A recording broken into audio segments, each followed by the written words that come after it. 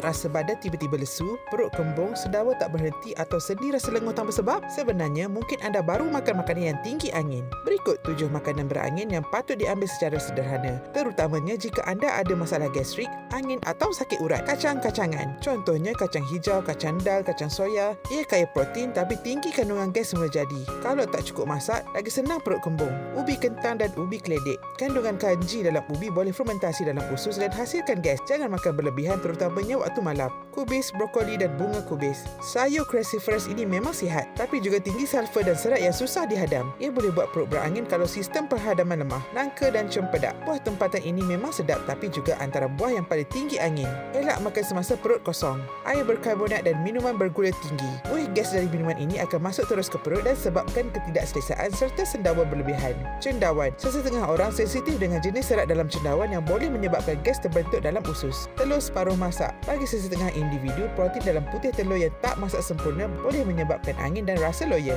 Kesimpulannya, makanan berangin bukanlah perlu dielak sepenuhnya tapi makanlah dengan berpada-pada. Perhatikan reaksi badan. Kalau lepas makan perut rasa kembung, sebu atau badan rasa bisa-bisa, itu pertanda untuk kurangkan pengambilannya. Sayangi perut, jaga pemakanan. Ingat makan, ingat rasa. Moga bermanfaat.